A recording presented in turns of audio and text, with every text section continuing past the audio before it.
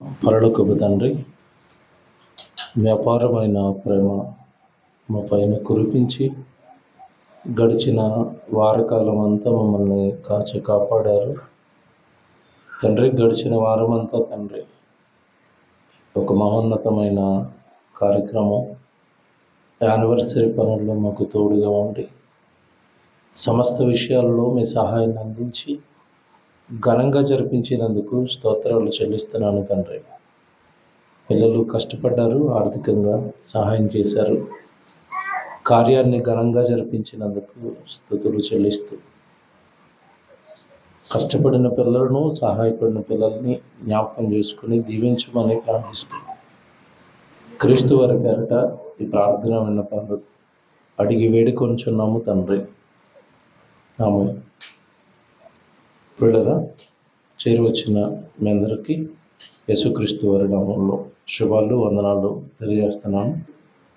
దేవుని మహాకృప మరియు వారమంతా దేవుడు మనల్ని కాపాడాడు. అంతేకాకుండా మనం తలపెట్టిన యానివర్సరీ కార్యక్రమాన్ని చాలా ఘనంగా గొప్పగా దేవుడు జరిగించాడు. అందుని బట్టి దేవునికి స్తోత్రాలు చెల్లిస్తున్నాం. వాక్యంలోనికి వెళ్ళిపోదాం. గురువు లేని గురులో లోకం, ఇది మన పాఠ్యాంశము. గురువు లేని గురులో లోకం. పిల్లరా, గురువు అనగానే చివరి వారం మీతో చెప్పాను, ఈ ప్రపంచానికి ఏ విషయం నేర్పించాలి అన్నా దానిపైన సంపూర్ణ అవగాహన కలిగిన వ్యక్తి యేసుక్రీస్తు వారు మాత్రమే. ఒక విలువలు నేర్పించటం విషయంలో కానివ్వండి, మంచి నేర్పించటంలో కానివ్వండి, బాధ్యతలు నేర్పించటంలో కానివ్వండి, ప్రేమ, క్షమ ఇలాంటి గుణాలు నేర్పించటంలో కానివ్వండి, సమస్త విషయాలలో మానవాళికి గురువు ఎవరు అన్నప్పుడు యేసుక్రీస్తు వారు గురువు. యేసుక్రీస్తు వారిని గురువుగా పెట్టుకొని ప్రతి ఒక్కరి గురి అనేది దెబ్బతింటుంది, మర్చిపోకూడదు. మళ్ళా చెప్తున్నాను, యేసుక్రీస్తుల వారు నా గురువు. యేసుక్రీస్తుల వారి మాట నాకు వేదం. యేసుక్రీస్తుల వారు బైబిల్లో రాయించిన ప్రతి మాట నా జీవితానికి మార్గదర్శకం. ఆయనే నా ఆలోచనకర్త, ఆయనే నన్ను నడిపించేవాడు. ఆయన మాటే నాకు శాశ్వతం, ఆయన మాటే నాకు మార్గం అని ఎవరైతే వాక్యాన్ని కళ్ళ ముందు మార్గంగా పెట్టుకుని బ్రతుకుతారో వాళ్ళకి గురి అనేది ఏర్పడుతుంది. మళ్ళా చెప్తున్నాను, లక్ష్యం ఏర్పడుతుంది. గురి, టార్గెట్ కరెక్ట్గా అర్థమవుతుంది.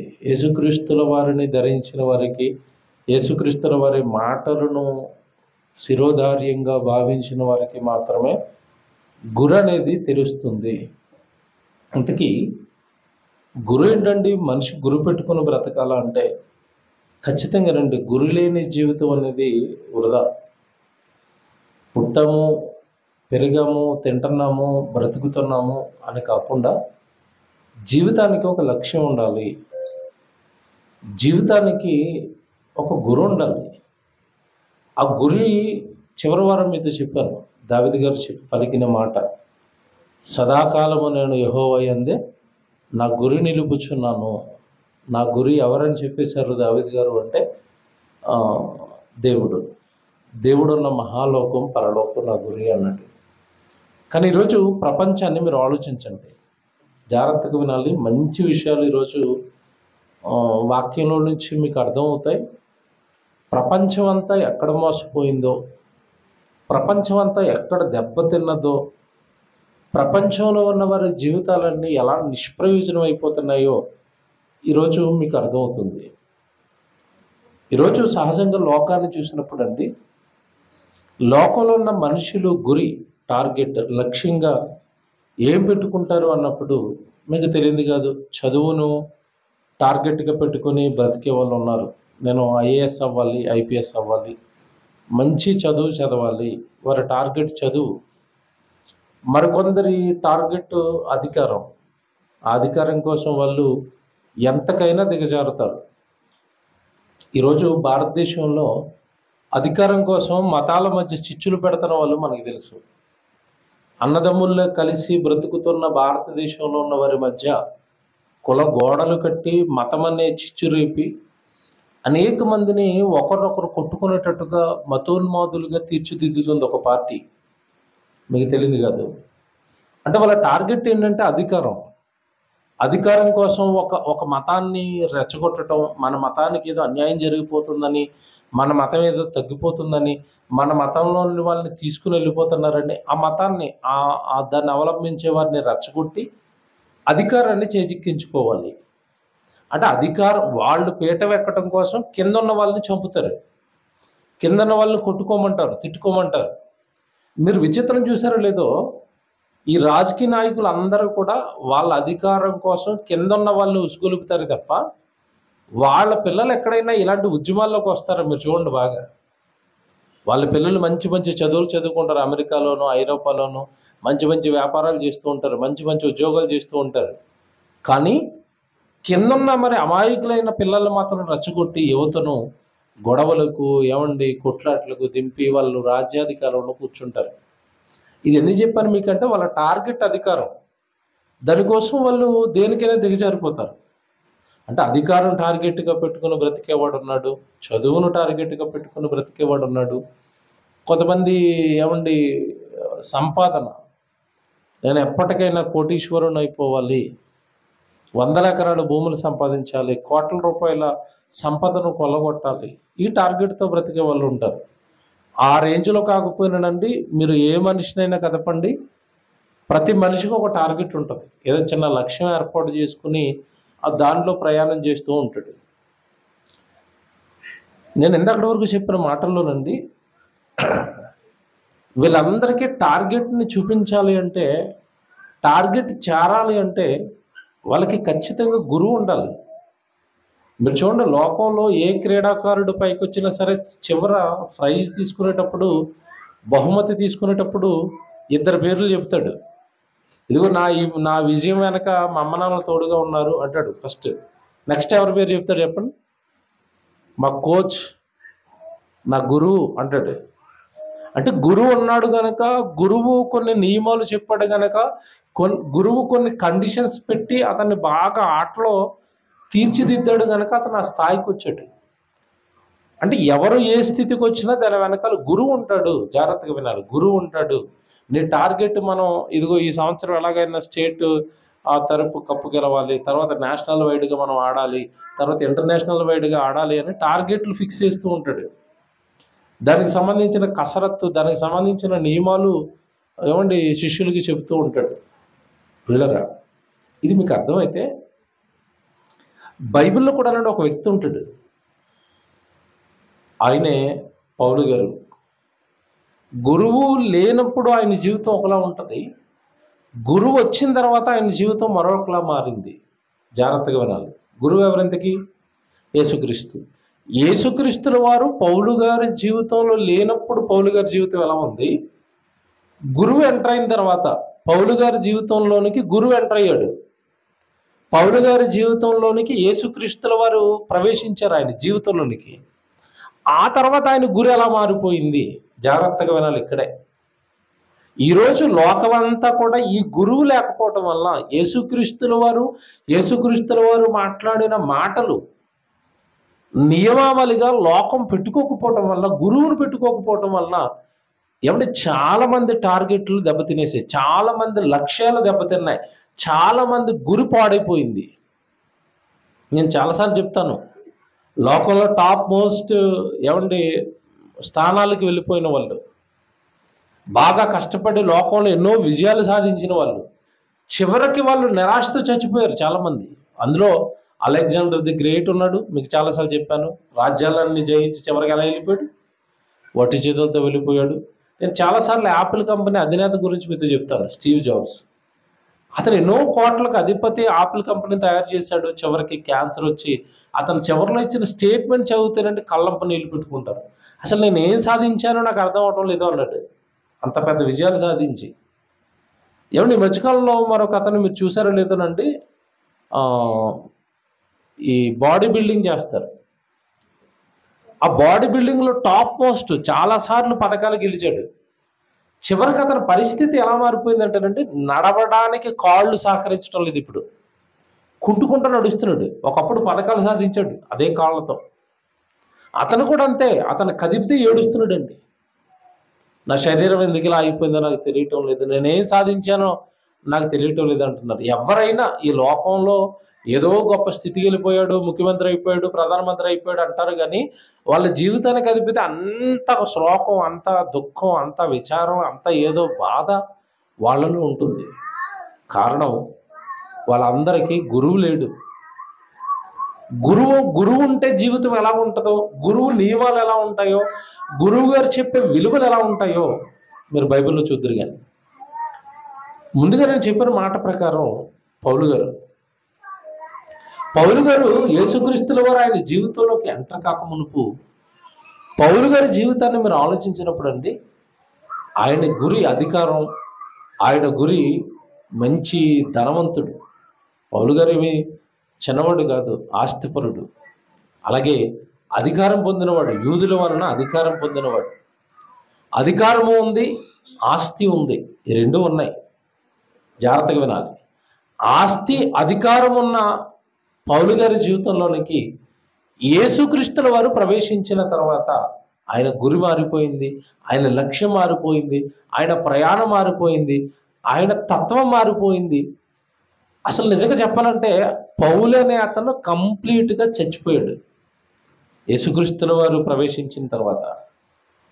పౌలు ఒకప్పుడు ఎలాగైతే సౌలు పౌలు పేర్లు మారినా ముందున్న తత్వాలు ఏవి కూడానండి యేసుక్రీస్తుల వారు ప్రవేశించిన తర్వాత ఆయనలో కనపడలేదు.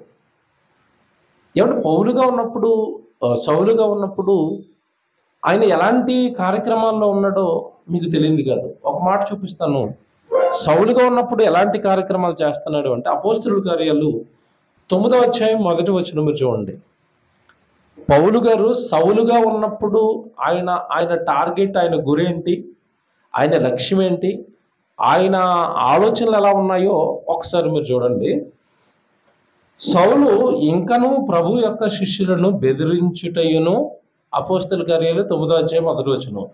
సౌలు ఇంకనూ ప్రభు యొక్క శిష్యులను బెదిరించుటయు, హత్య చేయుటయను తనకు ప్రాణాధారమైనట్టు ప్రధాన యాజకుని యొద్దకు వెళ్ళి, ఇది చూడండి ఆయన తత్వం ఎలా ఉందో చెప్తున్నాను. అప్పటికి యేసుక్రీస్తుల వారు ఎవరో పౌలు గారికి తెలీదు, రక్షణ లేదు. అంతకు ముందు ఆయన జీవితంలోనట బెదిరించటం అనేది ఆయన జీవితంలో కనబడుతుంది. ఎవరిని బెదిరిస్తున్నాడట?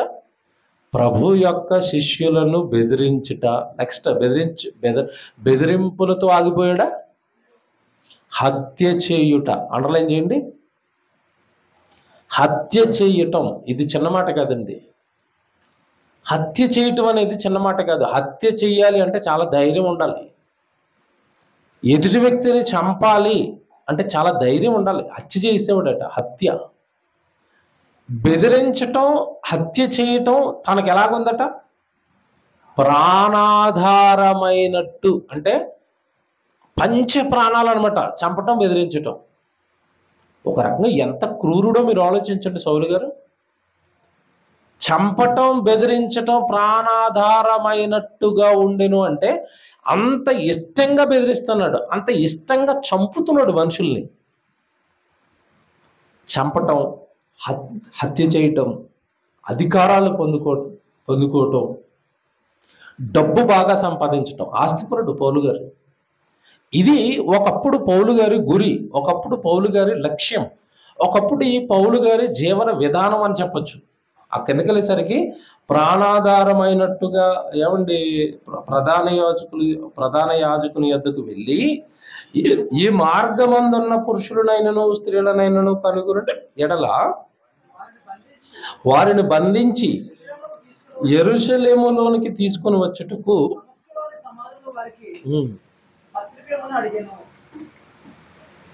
చూసారా, నేను ఈ మార్గంలో ప్రయాణిస్తున్న వాళ్ళందరినీ కూడా తీసుకుని జైల్లో వేయడానికి, బంధించటానికి నాకు దమస్కు ప్రాంతానికి వెళ్ళడానికి పత్రికలు ఇవ్వండి, అంటే అధికారాలు ఇవ్వండి.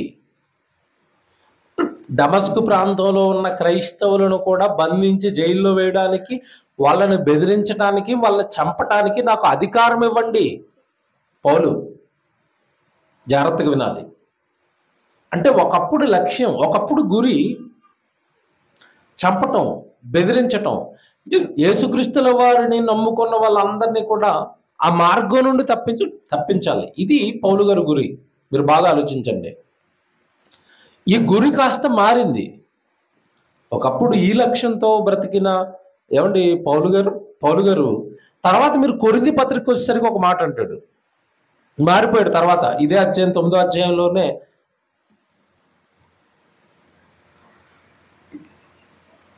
యేసుక్రీస్తుల వారు ఆ దర్శనం ఇవ్వడం జరుగుతుంది పైన. మీరు ఒకసారి ఇక్కడే పైనే చూసేస్తే మొదట ఒక మాట, ప్రయాణం అయిపోయాడు, దమస్కు వెళ్ళాడు. 4వ వచనంలో 3వ వచనం, దమస్కు దగ్గరికి వచ్చినప్పుడు అకస్మాత్తుగా ఆకాశము నుండి ఒక వెలుగు అతని తట్టు ప్రకాశించెను. అప్పుడు అతడు నేల మీద పడి, సౌలా సౌలా, నీవేళ నన్ను హింసించుచున్నావని తనతో ఒక స్వరము పలుకుట వినెను. ఎవరైనా ఇంతకీ దర్శనంలో మాట్లాడింది అంటే యేసుక్రీస్తుల వారు. ఎందుకు నన్ను హింసిస్తున్నావు, ఎందుకు నన్ను బాధ పెడుతున్నావు? ఎవరిని ఇక్కడ ఒక మాట మీరు గమనించారో లేదో, యేసుక్రీస్తుల వారు ప్రత్యక్షమై సౌలుతో పలుకుతున్న మాట ఏంటంటే, సౌలా సౌలా, నీవేళ నన్ను హింసించుచున్నావు అన్నాడు. ఇంతకీ సౌలు గారు యేసుప్రభుని హింసించాడా? యేసుప్రభుని నమ్మిన శిష్యుల్ని హింసించాడా? బాగా ఆలోచించండి. సంఘాన్ని హింసిస్తుంటే యేసుప్రభు ఏమంటున్నాడు? నన్నెందుకు హింసిస్తున్నావు అన్నాడు. బాగా వినాలి ఇక్కడ. సంఘాన్ని హింసిస్తే యేసుప్రభుని హింసించినట్టే. సంఘాన్ని తోలనాడితే యేసుక్రీస్తుల వారిని తోలనాడినట్టే. సంఘాన్ని నేను పట్టించుకోను అంటే యేసుక్రీస్తుల వారిని పట్టించుకున్నట్టే. జాగ్రత్తగా వినాలి ఇవన్నీ. అలాగే నువ్వు సంఘాన్ని ప్రేమిస్తే యేసుక్రీస్తుల వారిని ప్రేమించినట్టే. నువ్వు సంఘానికి ఏదైనా కార్యక్రమం చేస్తే అది ఎవరికి చేసినట్టు? యేసుక్రీస్తుల వారికి చేసినట్టే. నిజానికంటే చాలా మందికి యేసు ప్రభువుని ప్రేమించడం ఎలాగో తెలియదు. యేసు ప్రభు యొక్క ఆశీస్సులు పొందుకోవటం ఎలాగో తెలియదు. చాలా మంది ఎప్పటికీ వాక్యం పూర్తిగా తెలియదండి. యేసు ప్రభుకి చేయటం అంటే సంఘానికి చేయటం, సేవకుడికి చేయటం, సంఘానికి వస్తున్న సహోదరుడు కష్టంలో ఉంటే వాడిని ఆదుకోవటం, అదే యేసు ప్రభుకి చేయటం, అదే యేసు ప్రభుని ప్రేమించటం, అదే యేసు ప్రభుని గౌరవించటం. ఒకవేళ సంఘానికి మన వల్ల ఏదైనా ప్రమాదం జరుగుతుంది, మన వల్ల ఏదైనా డ్యామేజ్ జరుగుతుంది, సంఘానికి మన వల్ల ఏదైనా ఇబ్బంది జరుగుతుంది అంటే ఆ ఇబ్బంది సంఘానికి జరిగినట్టు కాదు. ఎవరికి జరుగుతున్నట్టు? యేసుక్రీస్తుల వారికే జరుగుతున్నట్టు. అందుకే సంఘాన్ని సౌలు హింసిస్తుంటే యేసు ప్రభు ప్రత్యక్షమై అంటున్నాడు, సౌలా సౌలా, నీవేళ నన్ను హింసించుచున్నావు. మీకు ఇంకో సందర్భం జ్ఞాపకం రావాలి. ఏంటి? మత్తయి సువార్త 25వ అధ్యాయంలో, నేను ఆకలి కొంటిని మీరు నాకు ఆహారం ఇవ్వలేదు, నేను దప్పిక కొంటిని మీరు నాకు దాహానికి ఇవ్వలేదు, నేను రోగినై ఉంటేనే మీరు నన్ను పరామర్శించలేదు అంటాడు కదా. అప్పుడు కింద ఉన్న నీతిమంతులు ఆ శపింపబడిన వాళ్ళు అంటారు, ప్రభు నీకెప్పుడు ఆకలిసింది అన్నారు వాళ్ళు. అప్పుడు ఆయన పలికిన మాట ఏంటి? మిక్కిలి అల్పులైన ఈనా సహోదరులలో ఒకనికి నీవు చేయలేదు గనుక మీరు నాకు చేయలేదు. బాగా వినాలి ఇది. అంటే నువ్వు సహోదరుడికి ఆహారం పెడితే ప్రభుకి ఆహారం పెట్టినట్టే. బాగా వినండి, నేర్చుకోండి. ఇవే ఎథిక్స్, విలువలు. క్రైస్తవ్యంలో ఈ నైతిక విలువలు మనకు ఉండాలి. క్రైస్తవ్యం అనేసరికి ఏదో నమ్ముకున్నాం, వస్తున్నాం, వెళుతున్నాం కాదు. బాగా వినండి. పరలోకం వెళ్ళాలి అంటే ఈ లోతులు తెలియాల. పరలోకం వెళ్ళాలి అంటే ఈ లోతైన జ్ఞానాలు తెలియాల. ప్రభువుకు పెట్టడం అంటే ప్రభు వచ్చేం తిండు కదా. ప్రభువుకు బట్టలు ఇవ్వడం అంటే ప్రభు ఏం బట్టలు వేసుకోడు కదా. మన్నాడు బట్టలు వేసుకుంటాడు ప్రభు? మీరు ఎప్పుడైనా గుండెల మీద చేసుకుని ఆలోచించండి, మీరు లోతుగా ఆలోచించండి. సంఘానికి హింసిస్తే నన్ను హింసించినట్టే అన్నాడు, సంఘంలో నాకు సహోదరుడికి చేస్తే నాకు చేసినట్టే అన్నాడు కదా. ఏమంటే మీరు లోతుగా ఆలోచించండి. అసలు క్రైస్తవులుగా మనం మారిన తర్వాత మీకు తెలియదు కదా, మీ ఇళ్లలో ఫంక్షన్స్ అయినప్పుడు అండి, ప్రతి ఇంట్లోనూ ఏదైనా ఫంక్షన్ అయినప్పుడు వచ్చిన ఆడపిల్లలందరికీ ఏం పెడతారు చెప్పండి? పెళ్ళైనా ఏదైనా మంచి కార్యక్రమం జరిగినా ఇంటి నుంచి ఆడపడుచులు చుట్టాలు బంధువులు వచ్చినప్పుడు వాళ్ళు తిరిగి వెళ్ళిపోయేటప్పుడు వాళ్ళకి ఏం పెడతారు? బట్టలు పెడతారు. పెట్టరండి? పెళ్ళికి వచ్చిన వాళ్ళకి బట్టలు పెట్టిన నువ్వు సంఘంలో ఉన్న సహోదరులకి ఎప్పుడైనా బట్టలు పెట్టావా? బాగా ఆలోచించండి. ఇప్పుడు వాళ్ళకి పెడితే యేసుప్రభువుకి పెట్టినట్ట, సంఘంలో ఉన్న వాళ్ళకి పెడితే యేసుప్రభువుకి పెట్టినట్ట? అవి ఊరకనే గాలి కొట్టుకుపోతాయి. మీ కష్టార్జితం వృధా తప్ప మహా అయితే తిరిగి మీకు ఇంకో చీర వస్తుందేమో వాళ్ళకి చీరెడితే. అంతకు మించి ఏ ఉపయోగం లేదు వాళ్ళ దగ్గర. మీరు బట్టలు పెట్టినా, మీరు తిండి పెట్టినా, మీరు సహాయం చేసినా ఎవరికి చేయాలో తెలుసండి? సంఘములోనికి మనతో పాటు చేర్చబడి మనతో పాటు ప్రభు కోసం కష్టపడుతున్న వాళ్ళకి పెట్టండి. ఏదైనా పెడితే దానికి మీకు ప్రతిఫలం యేసుక్రీస్తుల వారి దగ్గర దొరుకుతుంది తప్ప అనవసరంగా మీ కష్టార్జితాన్ని ఏముంటాయి కదా తోకపీచు బంధాలు, వాళ్ళకి వేలు లక్షలు ఖర్చు పెట్టి మీ కష్టార్జితాన్ని వృధా చేసుకోకండి. దానివల్ల నయా పైసా ఉపయోగం ఉండదు. పెట్టినప్పుడు పొగుడుతారు, పెట్టకపోతే లోకం ఏం చేస్తుంది? తిడతారు వాళ్ళు. ఒకప్పుడు పెట్టాడు లాస్ట్ టైం చీర, మీ చెల్లి అక్కలో ఉంటారు కదండి, వాళ్ళకి ప్రతిసారి చీరలు పెట్టి ఒక్కసారి పెట్టడం మానేయండి. మా అన్నయ్య మారిపోయాడు, మా వదిన దుర్మార్గురాలు అయిపోయింది అంటది ఆవిడ. మీకు తెలియదు కదా వాళ్ళ గురించి. పెడితే పొగడతారు, పెట్టకపోతే తిడతారు. ప్రభువుకు పెట్టుకుంటే జాగ్రత్తగా వినండి, ప్రభువుకు పెట్టుకుంటే మరణం తర్వాత 100 రెట్ల ఫలాన్ని మనం అనుభవిస్తాం పరలోకంలో. కనుక దేవుడి పిల్లలుగా మనం ఆలోచిస్తున్నప్పుడు అండి, భూమి మీద మనం చేస్తున్నవన్నీ కూడా మన కష్టార్జితాన్ని వృధాగా పోగొట్టుకుంటున్నాము. సౌలా సౌలా నీవేళ నన్ను హింసిస్తున్నావు. సంఘాన్ని హింసిస్తే యేసుక్రీస్తుల వారిని హింసించినట్టు, సంఘంలో ఉన్న ఒక సహోదరుడికి సహాయం చేస్తే యేసుక్రీస్తుల వారికి సహాయం చేసినట్టు. దేవుడేమో డైరెక్ట్గా వచ్చి నాకు సహాయం చేయని అడగడు. ఎదురుగ్గా ఉన్న సహోదరుడికి చేయటమే యేసుక్రీస్తుల వారికి చేయటం, దేవునికి చేయటం మర్చిపోకండి పిల్లరా. ఇది ఒకప్పుడు సౌలు, ఇది ఒకప్పుడు ఈ సౌలు జీవితం. జాగ్రత్తగా వినండి. టైటిల్ ఏంటి చెప్పండి ఇప్పుడు? గురువు లేని గురిలో లోకం. ఇప్పుడు సౌలు గారి గురువు ఉన్నాడా? ఈ చంపుతున్న టైంకి, జాగ్రత్తగా వినాలి, చంపుతున్న టైంకి, బెదిరిస్తున్న టైంకి, ఈ దమస్కుకు ప్రయాణం చేస్తున్న టైంకి సౌలు గారికి గురువు లేడు. గురువు లేడు కనుక జీవితం ఇలా ఉంది, గురువు లేడు కనుక లక్ష్యం ఇలా ఉంది. వచ్చేసాడు గురువు 3వ వచనంలో, సౌలా సౌలా నీవేళ నన్ను హింసిస్తున్నావు. అక్కడ నుండి పౌలు గారి జీవితం యొక్క గురి అంతా మారిపోయింది. చంపుతాను, చంపేస్తాను, చంపటం నాకు ఇష్టం, చంపటం నాకు ప్రాణాధారం అన్న పౌలు గారు చివరికి మీరు చూడండి, గురువు గారు ఎంటర్ అయిన తర్వాత ఎలా మారిపోయాడంటే, చంపుతాను అన్నవాడు చనిపోవడానికి సిద్ధం అన్నాడు. ఈ చేంజ్ కనపడిందా లేదా పౌలు గారిలో? సౌలుగా ఉన్నప్పుడు జీవితం, పౌలుగా ఉన్నప్పుడు జీవితం మారిపోయాయా లేదా? మారిపోయాయి.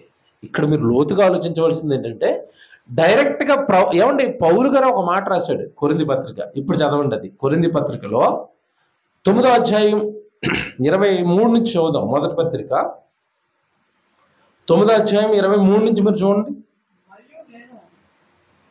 ఇదే ఇందాక హింసించడానికి వెళ్ళిన సౌలు గారే పౌలుగా మారిపోయాడు, సేవలోనికి వెళ్ళిపోయాడు. ఆ తర్వాత ఆయన పలుకుతున్న మాట్లాడివి కొరింథీ పట్టణంతో. ఏమండి 23, మరియు నేను సువార్తలో వారితో పాలివాడగుటకై దాని కొరకే సమస్తమును చేయుచున్నాను. జాగ్రత్తగా వినండి, ఇది మళ్ళా చదువుతున్నాను 23. మరియు నేను సువార్తలో వారితో పాలివారవ్వాలి. ఎలాగైనా సరే అపోస్తులతో పాటుగా నేను కూడా సువార్త ప్రకటించాలి. దానికోసమట సమస్తమును చేయుచున్నాను. సువార్త కొరకే సమస్తాన్ని చేస్తున్నాను. ఇప్పుడు నా లక్ష్యం, ఇప్పుడు నా టార్గెట్ ఏమంటున్నాడు? ఇప్పుడు సువార్త కోసమే సమస్తం చేస్తున్నాను. టార్గెట్ చేంజ్ ఏం చూసారా? ఇందాకేం జరిగింది? యేసుక్రీస్తుల వారు రాకమునుపు జీవితం ఏంటి చెప్పండి? దేవుడు కొరకు బ్రతుకుతున్న వాళ్ళని బెదిరించడం, చంపటం అయితే ఒకప్పుడు లక్ష్యం, గురి. ప్రభు ఎంటర్ అయిన తర్వాత ఇదిగో ఇప్పుడు నాకు సువార్తే నా లక్ష్యం, సువార్తే నా గురి, దేవుడి కొరకు బ్రతకటమే నా టార్గెట్ అన్నాడు. అక్కడతో అయిపోలేదు. ఇప్పుడు తర్వాత మాటలు చూస్తే ఎంత ఆశ్చర్యంగా ఉంటాయంటే 24వ వచనంలో, పందెపు రంగమందు పరిగెత్తు వారందరూ పరిగెత్తుదురు గాని ఒక్కడే బహుమానము పొందునని మీకు తెలియదా? అంతే కదండి. ఎంత మంచి ఉదాహరణ చెప్పాడంటే, రన్నింగ్ రేస్లో చాలా మంది పాల్గొంటారు. ప్రైజ్లు ఎంతమందికి వస్తాయి? ఫస్ట్ ప్రైజ్ ఒక్కడికే ప్రైజ్ వస్తుందా? మిగతా వాళ్ళందరూ ఏమైపోతారు? బాగా వినాలి. మిగతా వాళ్ళందరూ ఏమైపోతారు? ఓడిపోతారు. ప్రైజ్ ఒక్కడికే వస్తుంది. ఇప్పుడు పౌలు గారు అంటున్నారు, నేను కూడా పరిగెడుతున్నాను. ఎక్కడికి? ఇప్పుడు ఈ ఉదాహరణ చెప్పాడా 23లో? ఏమండి, కొరింథీ పట్టణానికి ఉదాహరణ పరుగు పందెము, పరిగెత్తటము. ఈ ఉపమానం ఎత్తి ఎందుకు చెప్తున్నాడో దీనికి హిస్టరీ తెలియాలి మీకు. ఈ కొరింథీ పట్టణం అండి వ్యభిచారానికి, ఆటలకి ప్రసిద్ధి చెందిన పట్టణం ఇది, కొరింథీ పట్టణం. అక్కడ ఒక స్టేడియం ఉంటుందండి. ఇప్పటికి అది మ్యూజియంలో మార్చేశారు. చాలా పాత స్టేడియం అండి. పౌలు గారు సువార్త జరిగిస్తున్న టైంకేనండి ఈ కొరింథీ పట్టణంలో ఒక పెద్ద స్టేడియం ఉంటుంది. ఆ స్టేడియంలో పైన అంతా, ఇప్పుడు మీకు అర్థం కావాలంటే క్రికెట్ స్టేడియంలు ఎలా ఉన్నాయి ఇప్పుడు, ఇలా స్టెప్ బై స్టెప్ జనం అంతా కూర్చుంటారు గ్రౌండ్లో. ఏమండి, ఆ 12 మంది ఇటు 12 మంది, అటు 11 మంది ఇటు 11 మంది క్రికెట్ ఆడుతూ ఉంటారు. అలాంటి స్టేడియాలు ఇప్పటం కాదు, కొరింథీ పట్టణంలో పౌలు గారు సువార్త చేస్తున్న టైంకే అప్పటికే ఉన్నాయి. అప్పటికే వీళ్ళు ఆటల పోటీలు, అప్పటికే ఈ జంతువులతో పోటీలు ఇవన్నీ నిర్వహిస్తున్నారు. ఈ పోటీలు, పరుగు పందాలు, వీటి మీద ఈ కొరింథీ పట్టణానికి బాగా అవగాహన ఉంది కనుక ఈ విషయాన్ని ఎత్తాడు. ఇప్పుడు మీకు ఆటలు తెలుసు కదా, మీరు ఆల్రెడీ ఆ గ్రౌండ్లో ఆటలు చూస్తారు కదా. ఆ ఆటలలో ఎవడో ఒకడికే కదా బహుమానం వస్తుంది, అందరికీ బహుమానం రాదు కదా అని చెప్పాడా. ఇప్పుడు ఈ ఉదాహరణ చెప్పి ఇప్పుడు జీవితం చెప్తాడు. జీవితం ఏంటి? తర్వాత మాట చూడండి. తర్వాత మాట మీరు చూస్తే, మరియు పందెమందు పోరాడు ప్రతివాడు అన్ని విషయముల యందు మితముగా ఉండును. ఇది అండర్లైన్ చేసుకోండి. పరుగు పందెములో పరిగెత్తుతున్నవాడు అన్ని విషయాలు ఎలా ఉంటాడట? మితము అంటే ఏంటి చెప్పండి? లిమిట్లో ఉంటాడు. ఇప్పుడు రన్నింగ్ రేస్లో పరిగెట్టేవాడు మనం తిన్నట్టుగా రాత్రిపూట ఇంత అన్నం తింటాడు, కేజీ అన్నం.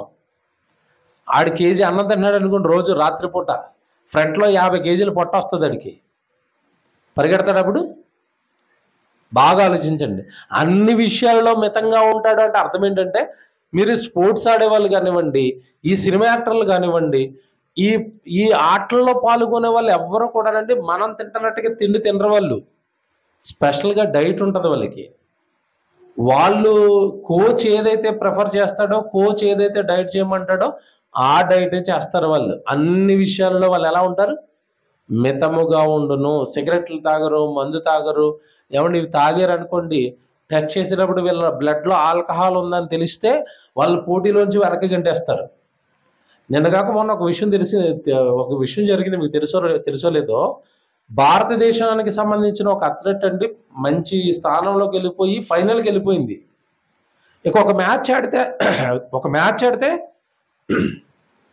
పథకం వచ్చేస్తుంది. ఆ టైంలో నుండి ఆవిడ బరువట 50 కేజీలు ఉండాలట. 50 కేజీలు ఉండవలసిన బరువు అండి 53 కేజీలు అయింది. ఆ 3 కేజీలు బరువు పెరిగినందుకండి ఆవిడ పోటీలోంచి వెనక్కింటేశారు. చూసారా వార్త?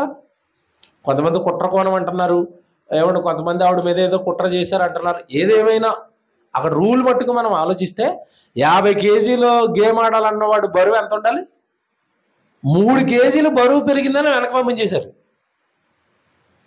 పరుగు పందెంలో పరిగెత్తేవాడు అన్ని విషయాలలో ఎలా ఉండాలి? మితముగా. ఏది పడితే తింటాను. అరటిపళ్ళు 10 అరటిపళ్ళు వరుసగా వేసారనుకోండి, తెల్లారేసరికి 2 కేజీలు బరువు పెరుగుతుంది. అందుకే అరటిపళ్ళు తినరాళ్ళు. వెయిట్ పెరిగేవి ఏవి తినరు. మితం, లిమిట్. తిండి విషయంలో, త్రాగేవాటి విషయంలో, నిద్రపోయే విషయంలో, ఎక్సర్సైజులు చేసే విషయంలో, అన్ని విషయాల్లో పర్ఫెక్ట్గా ఉంటేనే వాళ్ళు ఎందుకు రాణిస్తారు? వాళ్ళు అనుకున్న పరుగు పందెంలో కానీ, వాళ్ళు అనుకుంటున్న క్రీడలో కానీ మంచి స్థానానికి వెళ్తారు. అదే చెప్తున్నాడు పౌలు గారు ఇక్కడ. పరుగు పందెమందు పోరాడు ప్రతివాడు అన్ని విషయంలో ఎలా ఉంటాడట? మితముగా ఉండు. ఇవన్నీ మనకి ఎందుకు చెప్తున్నాడండి? క్రీడలు ఇవన్నీ మనకి ఎందుకంటే విషయం ఉంది ఇక్కడ. విషయం ఏంటి? తర్వాత మాట మీరు చూస్తే, వారు క్షయమగు కిరీటము పొందుటకు, ఇది అండర్లైన్ చేసుకోండి. ఈ పోరాటాలన్నీ దేనికోసమట? క్షయమైపోయే కిరీటాలు. వరల్డ్ కప్ గెలిచింది ఇండియా. ఏమిచ్చారు ఎంతకే? కప్పు చూసారా? ఎంత ఉంది? ఆ 11 మంది ఏదో విజయం సాధించినప్పుడు ఒక్కొక్కడు ఒక్కొక్కసారి పట్టుకుని ఫోటోలు, వాళ్ళ ఫ్యామిలీతో ఫోటోలు. ఏమంటే ఆ కప్పు ఎంతకాలం ఉంటుందండి తుప్పు పట్టకుండా? మీరు చెప్పండి. తుప్పు పట్టవండి, అవి పోవండి, కప్పులు పోతాయి. వీళ్ళందరూ పోరాడేది దేనికోసమట? క్షయమైపోయే కిరీటము పొందుటకును. నెక్స్ట్ చూడండి, మనమైతే అక్షయమగు కిరీటము పొందుటకు మితముగా ఉన్నాము. అండర్లైన్ చేయండి. మనం కూడా ఎలా ఉండాలట? మనం పొందే కిరీటం అట అక్షయ కిరీటం. మనం పొందే బహుమానం అక్షయమైన బహుమానం. దానికోసం మనం కూడా ఎలా ఉండాలట? మితముగా. ఇది అండర్లైన్ చేయండి. మితముగా. ఏ విషయాల్లో మితముగా ఉండాలి క్రైస్తవుడు? బాగా ఆలోచించాలి. ఏ విషయాల్లో మితంగా ఉండాలి క్రైస్తవుడు అండి? అన్ని విషయాల్లో మితంగా ఉండాలి. ఇప్పుడు ఒక గొడవ జరుగుతుంది అనుకోండి, ఆస్తి వివాదం గొడవ జరుగుతుంది అనుకోండి. అన్యులు మాట్లాడుకునేటప్పుడు వాళ్ళ మాటలకి లిమిట్ ఉండదు. ఉంటుందా? మితంగా మాట్లాడుకుంటారా? గొడవ జరుగుతున్నప్పుడు ఎప్పుడైనా వెళ్ళారా? ఆస్తులు కూడా వద్దు. మీరు అప్పుడప్పుడు గల్లీలో నీళ్ళు రానప్పుడు గల్లీలోకి వెళ్ళి ఆడపిల్లలు కొండల దగ్గర కొట్టుకున్నది గొడవ చూడండి ఒకసారి, ఎలాగుంటుంది. వాళ్ళ మాటలు మితముగా ఉంటాయా? వాళ్ళ మాటలు రుచిగా ఉంటాయా? జాగ్రత్తగా వినాలే. ఇప్పుడు అదే గొడవలో బిందట్టుకుని నువ్వున్నావు అనుకో, క్రైస్తవుడిగా అక్కడ వాళ్ళు మాట్లాడుతున్నట్టుగా నువ్వు మాట్లాడొచ్చా? మన మాటకి ఏముండాలి? లిమిట్. నోటికి తాళం వేశాడు యేసుక్రీస్తుల వారు. మీరు మాట్లాడే ప్రతి వ్యర్థమైన మాట గురించి విమర్శ దినాన్ని మీరు ఏం చెప్పాలి? లెక్క చెప్పాలి. జాగ్రత్తగా వినాలి. నోటికి తాళం వేశాడు. జాగ్రత్తగా వినండి. చూపుకి తాళం వేశాడా? ఒక స్త్రీని మోహపు చూపుతో చూచేవాడు అప్పుడే తన హృదయం అందు ఏం చేస్తున్నాడు? వ్యభిచరిస్తున్నాడు. అన్యుడు చూస్తాడు, దేవుణ్ణి ఎరగని వాడు చూస్తాడు. వాడు ఏదైనా చూస్తాడు. ఎవడు సినిమాలు చూస్తాడు, బూతు సినిమాలు చూస్తాడు, స్త్రీని ఇష్టం వచ్చినట్టుగా చూస్తాడు, ఇష్టం వచ్చినట్టుగా వాళ్ళ మీద కామెంట్లు చేస్తాడు. క్రైస్తవుడు చేయొచ్చా? నీకు అక్షయమయ్యే కిరీటం కావాలి అంటే, నిత్య జీవం కావాలి అంటే నువ్వు అన్ని విషయాలలో ఎలా ఉండాలి? మితముగా ఉండాలి. నీ మాట పొదుపు, నీ క్రియలు పొదుపు, నీ ధనాన్ని పొదుపుగా ఖర్చు పెట్టుకుని లోక సంబంధమైన విషయాలకి, దైవ సంబంధమైన కార్యాలకి ఎక్కువగా ఖర్చు పెట్టాలి. మీకు మాట చూపిస్తాను బైబిల్లో. ఏమండి, ఈరోజు చాలా మంది దేవుడు ప్రేమిస్తున్నాం అంటారు. అది మాటల వరకు ఆగిపోయింది. కానీ దేవుడు ఏం చెప్తాడో తెలుసండి బైబిల్లో. లోకంలో నీకు ఏమైనా ఆస్తి ఉంటే, సంపద ఉంటే, అది లోకం కొరకో లేదంటే మనుషుల కొరకో ఖర్చు పెట్టడంలో నువ్వు మితంగా ఉండాలి. కానీ నీ ఆస్తిలో కూడా ఎక్కువ భాగం దేవుడికి ఇవ్వాలి అన్నాడు. సామెతల గ్రంథం తీయండి ఒకసారి. సామెతల గ్రంథం 3వ అధ్యాయం 9వ వచనం చూడండి బైబిల్లో. సామెతల గ్రంథం 3వ అధ్యాయము ఏమంటే 9వ వచనం చదువుతున్నారు. సామెతల గ్రంథం 3వ అధ్యాయము 9వ వచనం. నీ రాబడి అంతటిలో ప్రథమ ఫలమును అన్నట్టు చూసారా? రాబడి, నీకు వచ్చే సంపాదనలో ప్రథమ ఫలమును, నెక్స్ట్ నీ ఆస్తిలో భాగము ఇచ్చి యెహోవాను గణపరచు. ఎలాగుంది ఇది? ఇప్పుడున్న ఏ క్రైస్తవుడికని ఈ వాక్యం చూపిస్తే నచ్చుతుందా?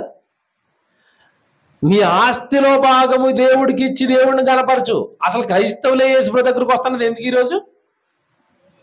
ఆస్తి ఇస్తాడు అని మీ దగ్గరికి వస్తే మీరేటండి బాబు ఆస్తులు రాయమంటున్నారు, మీ చర్చకు నమస్కారం అంటాడు. వచ్చేవారు రాడికి మళ్ళీ, అంతే కదండి. పొరపాటు నీ వాక్యం కొత్తగా వచ్చిన వాళ్ళకి చూపించామనుకోండి, వచ్చేవారు వాళ్ళు రారండి ఇక్కడికి. నీ ఆస్తిలో భాగం ఇచ్చి యెహోవాను ఏం చేయాలట? అంతా ఇచ్చేయమన్నాడా, భాగం ఇమ్మన్నాడా? భాగం ఏనండి, అంతా ఇమ్మన్నాడా, భాగం ఇమ్మన్నాడా? భాగం ఇమ్మన్నాడు. ఇక్కడ ఎక్కడిది? పాత నిబంధన కాలం ఇది. కొత్త నిబంధనకు వచ్చేసరికి ఏమన్నాడు? నీ ఆస్తి, నీ ఇల్లైనను, నీ పొలములైనను, భార్యనైనను, తల్లినైనను, తండ్రినైనను నా కొరకు కోల్పోతున్నారా, మీకు 100 రెట్ల ఫలాన్ని నేను ఇస్తాను. కొత్త నిబంధనకు వచ్చేసరికి సర్వం ఇచ్చేయమన్నాడు కదా. చివరికి నీ దేహాన్నే ఇచ్చేయమన్నాడు కదా. దేహాన్నే ఇచ్చేయమంటే ఇక లోకంలో నా ఆస్తి పాటి, బంగారం ఏ పాటి, డబ్బే పాటి, పొలమే పాటి, ఇల్లే పాటి, ఏ పాటి ఉండవి? మన కష్టార్జితాన్ని మనం వృధాగా ఈ లోకంలో విడిచిపెట్టి వెళ్ళిపోతూ ఉంటే చాలా మందికి తెలియదు ఇది. దేవుడు ఎందుకు ఇమ్మంటున్నాడు అంటే మీకు చెప్తాను అసలు సీక్రెట్.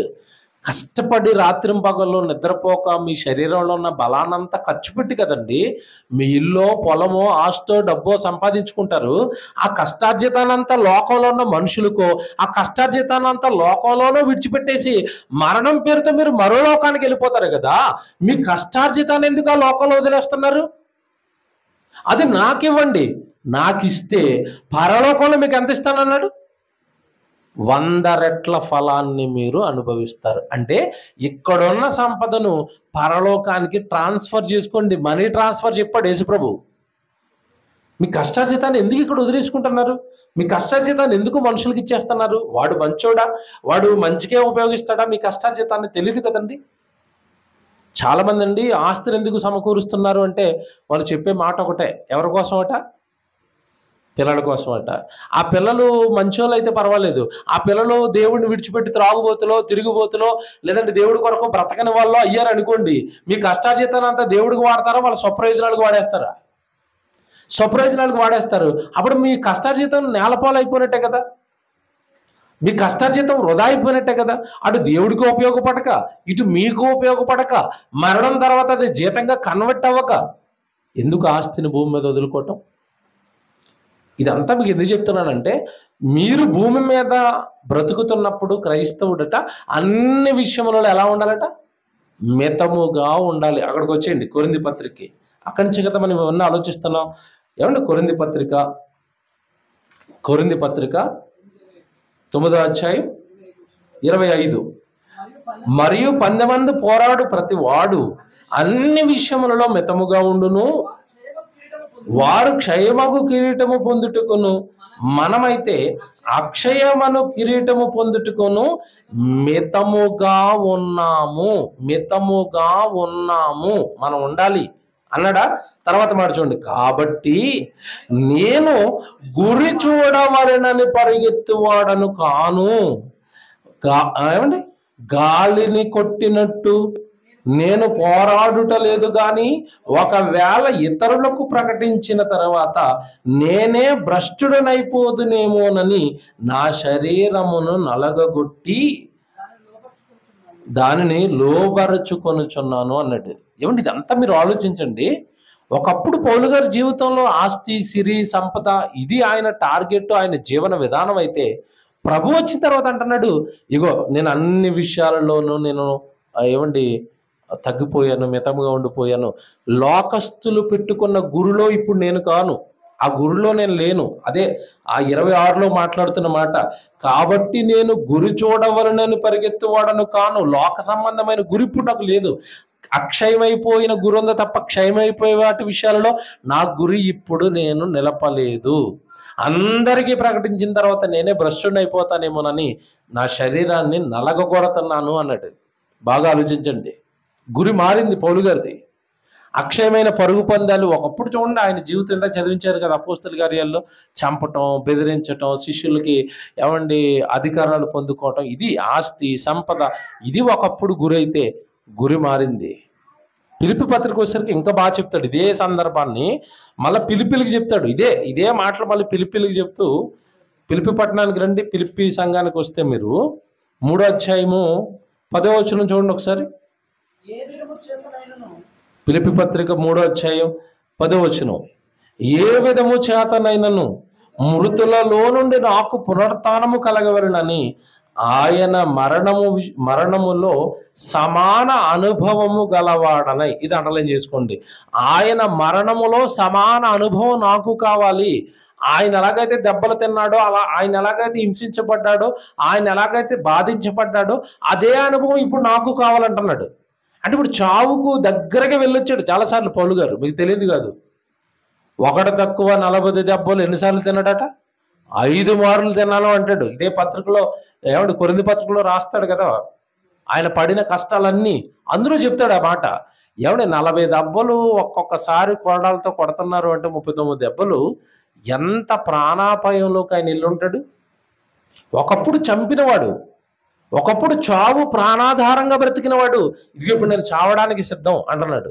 ఆయనతో మరణం సమాన అనుభవం నాకు కావాలి అని ఇదిగో నేను ఆయన కోసం కష్టపడుతున్నాను అంటున్నాడు. గురి మారిపోయింది చూసారా, వ్యక్తిత్వం మారిపోయింది చూసారా. ఏమంటే అప్పుడున్న పగ, కక్ష ఇవేమీ లేకుండా కొడతన్న వాళ్ళని క్షమించుకుంటూ, తిడుతున్న వాళ్ళని క్షమించుకుంటూ, అవసరమైతే ప్రభువులో నేను చచ్చిపోతాననే మనసుకు వచ్చేసాడు. జీవితం మారింది, గురి మారింది. కిందకెళ్ళి చెప్తాడు ఆ మాట కింద. మరణ విషయంలో సమాన అనుభవం గలవాడనై ఆయనను, ఆయన పునరుత్థాన బలమును ఎరుగు నిమిత్తము, ఆయన శ్రమలలో పాలువాడొకటి ఎట్టిదో ఎరుగు నిమిత్తమును సమస్తమును నష్టపరుచుకొని వాటితో పెంటగా సమానముగా ఎంచుకుని. ఇది చూసారా, సమస్తాన్ని నష్టపరుచుకున్నాడట. అంతకుముందు ఏం చేశాడు? సమస్తాన్ని సంపాదించుకునేవాడు. 12వ వచనం చదవండి. ఇది వరకే నేను గెలిచి తినని అయినను, ఇది వరకే సంపూర్ణ సిద్ధి పొంది తిని అని అయినను నేను అనుకోనటలేదు గాని నేను దేని నిమిత్తము క్రీస్తు చేత పట్టబడి తిన్నో, బాగా ఇది అండర్లైన్ చేసుకోండి. నేను దేని నిమిత్తము క్రీస్తు యేసు చేత పట్టబడి తిన్నో దానిని పట్టుకొనవలెనని పరుగెత్తుచున్నాను. ఇదండి. ఎక్కడికి పరిగెడుతున్నాడు ఇంతకీ? దేనికోసం యేసుక్రీస్తుల వారు ఇన్ని పట్టుకున్నాడు? బాగా ఆలోచించండి. ఇవన్నీ దేనికోసం పట్టుకున్నాడు ఇన్ని? గురి మారిపోయిందా? మారిపోయింది. ఒకప్పుడు గురి లోకం, ఒకప్పుడు గురి అధికారం, ఇప్పుడు గురండి పరలోకమందున్న దేవుడు. చివరి వారం నేను చెప్పిన బాగానే ఒకసారి ఆలోచించండి. దావీదు గారు చెప్పిన మాట ఏంటి? సదాకాలము యెహోవా యందు నేను గురి. ఇప్పుడు పౌలు గారి గురి ఏమైపోయింది చెప్పండి? సమస్తం నష్టం, నాకు పనొద్దు, అధికారం వద్దు, ఆస్తొద్దు, సిరొద్దు, సంపదొద్దు. ఇందాక మాట చదివించాను కదా, నా గురి సువార్త, నా గురి దేవుడు, నా గురి పరలోకం, నా గురి నిత్యజీవం. నేను ఎలాగైనా దేవుణ్ణి చూడాలి అని సమస్తాన్ని నష్టముగా పెంటగా ఎంచుకుంటున్నాను. మారిపోయింది చూసారా. ఏమండి ఒక్కసారి ఆలోచిద్దామండి. నిజంగా లోతుల్లోకి వెళ్ళండి. వాక్యం ఆలోచిస్తుంటే సౌలుగా ఉన్నప్పుడు జీవితం వేరు, పౌలుగా ఉన్నప్పుడు జీవితం వేరు. కొట్టొచ్చినట్టుగా మార్పు అనేది కనబడుతుంది పౌలు గారి జీవితంలో. ఏమంటే ఈరోజు క్రైస్తవులు మీరు తీసుకోండి, బాప్తిసం తీసుకుని 30 సంవత్సరాలైన జీవిత విధానం ఏమైనా మార్పులు వస్తాయా? ఏమైనా ఇంతకాలం నా కొరకు బ్రతికేశారండి, శాశ్వత జీవితమైనా ప్రభులోనికి వచ్చిన తర్వాత ప్రభు కోసం బ్రతుకుతారండి. ప్రభు అర్థమైపోయాడు కదండి, జీవిత పరమార్థం అర్థమైపోయింది కదా, మరణం తర్వాత జీవితం అర్థమైపోయింది కదా, చనిపోయిన తర్వాత తిరిగి లేవాలంటే నేను ప్రభు కోసం బ్రతకాలి కదా, నా కాలాన్ని, నా సమయాన్ని, నా దేహాన్ని ప్రభుకి ఇవ్వాలి కదా, సేవకి ఇవ్వాలి కదా. ఎంతమంది ఆలోచిస్తారు ఇలాగా?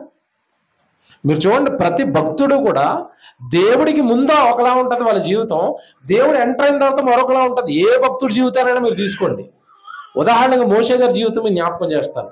ఆయన భూమి మీద బ్రతికింది 120 సంవత్సరాలు. అమ్మవాడిని బయట తీసుకెళ్ళండి. బ్రతికింది 120 సంవత్సరాలు. జాగ్రత్తగా వినండి. ఆయన బ్రతికిన 120 సంవత్సరాలలో 40 సంవత్సరాలండి ఐగుప్తులో సకల విద్యలు నేర్చుకోవడానికి వాడేశాడు. మిగతా 40 సంవత్సరాలు మీరు చూస్తేనండి అరణ్యంలో పిల్లలు పెళ్ళి అనుకుంటూ ఇంకో 40 సంవత్సరాలు గడిపేశాడు. 80 సంవత్సరాల తర్వాత పొదలో ఎవరు కనపడ్డారు? మోషే గారికి దేవుడు కనపడ్డాడు. చెప్పిన మాట ఒకటే, నాయనా నీ జన్మ పరమార్థం ఏంటి? నువ్వు పుట్టింది దేనికోసం? నువ్వు బ్రతుకుతున్న బ్రతికి ఏంటి? నిన్ను మేకలు మేపుకోవడానికో ఈ అడవుల్లో తిరగడానికో కాదు కదా నిన్ను పుట్టించింది. నువ్వు ఇశ్రాయేలుకి నాయకుడిగా మోషేగా నిలబడి వాళ్ళందరినీ విడిపించడానికి కదా నేను కన్నది, నీకు జన్మనిచ్చింది అని చెప్పగానే మీరు చూడండి, 80వ సంవత్సరంలో దేవుడు వచ్చి నువ్వు ఇందుకు పుట్టావు అని చెప్పగానే తర్వాత మోషే గారి జీవితం మీరు చూడండి. ఎక్కడైనా వెనుదిరిగి మళ్ళా లోకం కోసం బ్రతికినట్టుగా కానీ, లోక సంబంధమైన విషయాల్లో ఆయన జీవితం కొనసాగినట్టుగా కానీ ఎక్కడైనా మీకు కనబడుతుందా? కనబడదు. మిగతా 40 సంవత్సరాలు సంపూర్ణంగా ఎలా బ్రతికాడు అంటే దేవుడి కోసమే బ్రతికాడు, దేవుడి సేవలోనే బ్రతికాడు. అదేంటి మార్పు అంటే? మారు మనసు అంటే అదే. చాలామందికి మారు మనసు అన్న పదానికి కూడా అర్థం తెలియదు. మీరు మారు మనసు పొందారా బ్రదర్ అంటే మారు మనసు పొందాం. బాప్తిస్మానికి రెడీయా? ఆ బాప్తిస్మానికి రెడీ. ఇంతకే లోపల వచ్చేసిందేమో అని మేము ముంచేస్తాం తీసుకెళ్ళి. మారు మనసు అంటే అర్థం ఏంటో తెలుసా? ఇప్పటి వరకు లోకం కోసం నా కోసం బ్రతకాను, ఇప్పటి నుంచి నీ కోసం బ్రతుకుతాను. అది మారు మనసు అంటే. బాప్తిసం తీసుకున్నాడు ప్రభు. బాప్తిసం తీసుకున్న వెంటనే ప్రభు దేంట్లోకి వెళ్ళిపోయాడు చెప్పండి? ఆయనకి మారు మనసు అవసరం లేదు, ఆయనకి పాపక్షమాపణ అవసరం లేదు, నీతిమంతుడు. అయినా సరే బాప్తిసం తీసుకున్నాడు. బాప్తిస్మము తీసుకున్న వెంటనే ప్రభు ప్రారంభించిన పని ఏంటి చెప్పండి? 3వ అధ్యాయంలో బాప్తిస్మం తీసుకుంటే 4వ అధ్యాయం శోధనలోకి వెళ్ళిపోతే 5వ అధ్యాయం కానీ ఏం ప్రారంభించేశాడు ప్రభు? మత్తయి సువార్త చెప్తున్నాను నేను. 5వ అధ్యాయానికి వెళ్ళేసరికి ఎక్కడికి వెళ్ళిపోయాడు? సభలకు వెళ్ళిపోయాడు, సువార్తకి వెళ్ళిపోయాడు. అప్పటికే 12వ ఏట బాగా బైబిల్ నేర్చుకున్నాడు. శాస్త్రుడు పరిచయాలతో వాదనలకు దిగిపోయాడు బైబిల్ గురించి. ఇది మీరు బాగా లోతుగా ఆలోచిస్తుంటే మనకు అర్థం కావాల్సింది ఏంటంటే, మారు మనస్సు అంటే అర్థం ఏంటంటే అప్పటి వరకు లోకం కోసం మన కొరకు బ్రతుకుతున్న మనం దేవుడి కోసం బ్రతకటమే మారు మనస్సు. ఆ మారు మనసు పౌలు గారిలో ఖచ్చితంగా కొట్టొచ్చినట్టుగా కనబడుతుంది. ఒకప్పుడు అధికారం, ఆస్తి, డబ్బు, సంపద గురైతే, టార్గెట్ అయితే, ఇప్పుడు నాకు అక్షయమైపోయేది కావాలి తప్ప క్షయమైపోయే ఏవి నా జీవితానికి నాకు వద్దుగా అన్ని వదులుకున్నాడు. బంధాలు వదులుకున్నాడు, గ్రామం వదులుకున్నాడు, పెళ్ళొద్దు అనుకున్నాడు, పిల్లలొద్దు అనుకున్నాడు, సర్వ సుఖాలు వదులుకున్నాడు, ఆస్తి వదులుకున్నాడు, డబ్బు వదులుకున్నాడు, అధికారం వదులుకున్నాడు. అన్నీ వదులుకొని ప్రభువే జీవితమై బ్రతికాడు. ఏమంటే ఒక మాట చెప్తానండి, పరలోకం నేను వెళ్ళాలి, మరలా చెప్తున్నాను, గట్టిగా నోట్ చేసుకోండి ఈ మాట. పరలోకం నేను వెళ్ళాలి, దేవుణ్ణి నేను చూడాలి అనుకున్న వాళ్ళు ఎవరైనా సరే ఖచ్చితంగా మీరు దేవుడి కొరకు బ్రతికితేనే తప్ప లోకంలో ఉన్న వాటిని అన్నిటినీ జయించి విడిచిపెట్టి, అది రక్తబంధాలా, లేదంటే నీకు అడ్డొస్తున్న ఏమంటే లోక సంబంధమైన ఉద్యోగాల, వ్యాపారాల, చదువుల, డబ్బా, మనుషుల, ఏదైనా, లేదంటే నీకున్న బలహీనత, ఏదైనా బలహీనతలు ఉన్నాయా, ఏవైనా చిన్న చిన్న పొరపాట్లు, పాపాలు నీ జీవితంలో జరుగుతున్నాయా, వీటన్నిటినీ నువ్వు జయించి ప్రభు కోసం నిలబడి నీ దేహాన్ని దేవుడికి అర్పించి నీ జీవితాన్ని దేవుడికి ఇస్తేనే తప్ప పరలోకం చేరటం అనేది చాలా కష్టం అండి. ఇప్పుడు కూడా మీ జీవితాన్ని ఒకేలా మార్చుకోవాలి. ప్రభు ఎంటర్ అయిపోయిన తర్వాత నా జీవితం సువార్త అంటున్నాడు, నా జీవితం ఆత్మల రక్షణ అంటున్నాడు, నా జీవితం సంఘాలు కట్టడం అంటున్నాడు, నేను ఇవన్నీ చేసి ఎలాగైనా పరలోకం చేరిపోవాలంటున్నాడు. ఈ టార్గెట్లు మనకెందుకు ఏర్పడవు? మన జీవితంలో ఎంతకాలం వాక్యం విన్న లోకము లోకము లోకము, మనుషులు లోకము, లోకంలో ఉన్న ఏవో ఏమండి ఆ టార్గెట్లు, లక్ష్యాలు వాటితో బ్రతికిస్తే పరలోకాన్ని పోగొట్టుకుంటాం. మళ్ళీ చెప్తున్నాను, ఇది ఇప్పుడు చిన్నగా అనిపించవచ్చు నేను చెప్పే మాటలు. దేని విలువైన ఎప్పుడు అర్థమవుతుందో తెలుసండి? ఎప్పుడు అర్థమవుతుందో చెప్పండి? అమ్మ ఉండగా తల్లి ఇంట్లో ఉండగా తల్లి విలువ ఎవరికి తెలియదు, భార్య ఇంట్లో ఉండగా భార్య విలువ ఎవరికి తెలియదు, భర్త ఇంట్లో ఉండగా భర్త విలువ ఎవరికి తెలియదు. ఎప్పుడు ఏ విలువైనా ఎప్పుడు అర్థమవుతుందంటే పోగొట్టుకున్న తర్వాత. ప్రతిరోజు బండి మీద డ్యూటీకి వెళ్ళిపోతున్న వాడు సడన్గా 2 రోజులకు బండి పాడైపోయింది అనుకోండి, బండి విలువ అప్పుడు అర్థమవుతుంది. ఆ తిరిగినంతకాలం అర్థమవుతుందా? అర్థం కాదు. అలాగే పరలోకం విలువ ఇప్పుడు నేను మాటల్లో చెప్తే మీకు అర్థం కదండి. పరలోకం గురించి బ్రతకకుండా గనక దాన్ని పోగొట్టుకున్నామా అప్పుడు అర్థమవుతుంది పరలోకం విలువ, ఇప్పుడు చెప్తున్న వాక్యపు విలువ. కనుక ప్రియులరా, గురి లోకం అవ్వకూడదు, గురి లోక సంబంధమైనవి అవ్వకూడదు. పౌలు గారిలో వచ్చిన మార్పు మనలోనూ కొట్టొచ్చినట్టుగా కనబడాలి. ఇదంతటికి ఈ లక్ష్యం మారడానికి కారణం ఏంటి? మీరు బాగా ఆలోచించండి. ఈ గురువు మారిపోవడానికి కారణం ఎవరు చెప్పండి? గురువు. గురువు గారు ఒకటే చెప్పాడు. గురువు గారి సూత్రం ఒకటే. మీరు చూడండి, లోకంలో నేను ఇందా చెప్పాను కదా, ప్రతి కోచ్కి ఒక నియమం ఉంటుంది, ఒక నియమం పెడతాడు. ఆ నియమం ప్రకారం మీరు పోరాడండి, ఆ నియమం ప్రకారం మీరు ప్రాక్టీస్ చేయండి అంటాడు. ఉదాహరణ, ఈ కలెక్టర్ ఐఏఎస్లు అవ్వాలనుకున్న వాళ్ళతోనండి సుమారుగా రోజుకు 18 గంటలు చదివిస్తాడు కోచ్. ఆ ట్రైనింగ్ ఇచ్చేతను సుమారుగా 18 గంటలు చదివిస్తాడు. మరి లోకంలో ఉన్న వ్యక్తి అంతలాగా చదివిస్తున్నప్పుడు దేవుడి కొరకు బ్రతుకుతున్న వ్యక్తి, దేవుడు ఉన్న పరలోకం చూడాలనుకున్న వ్యక్తి ఇంకెంత బాగా తన జీవితాన్ని కట్టుదిట్టం చేసుకోవాలి. గురువు ఒకటే సూత్రం చెప్పాడు, భక్తులందరూ ఒకటే సూత్రంతో బతుకుతారు. ఆ సూత్రం నీకు నాకు అర్థమైతేనే మన టార్గెట్ కరెక్ట్గా ఉంటుంది. ప్రభు చెప్పిన ఒక మాట చూపిస్తాను. యోహాను సువార్త 13వ అధ్యాయం 3వ వచనం చూడండి. ఇదే ఆయన ఏమంటే శిష్యులకు కానీ తర్వాత వచ్చిన సంఘానికి కానీ ఆయన బ్రతుకున్న కాలంలో కానీ అందరికీ నేర్పింది ఇదేనండి. ఇది ఒక్కటే గుర్తుపెట్టుకోండి చాలు, మీ టార్గెట్ మిస్ అవ్వదని చెప్పాడు. యోహాను సువార్త 13వ అధ్యాయం 3వ వచనం చూడండి. ఇదిగో తండ్రి తన చేతికి సమస్తాన్ని అప్పగించిననియు, ఇది అండర్లైన్ చేసుకోండి, తాను దేవుని యొద్ద నుండి బయలుదేరి వచ్చిననియు, దేవుని యొద్దకు వెళ్ళవలసి ఉన్నదనియు యేసు ఎరిగి. ఏటట, నేను దేవుడి దగ్గర నుంచి వచ్చాను, తిరిగి మళ్ళీ ఎక్కడికి వెళ్ళాలి? దేవుడి దగ్గరికి వెళ్ళాలి. ఇది యేసు గుర్తు పెట్టుకున్నాడట. ఆ గుర్తు పెట్టుకోవడం వల్ల పాపం చేయలేదు.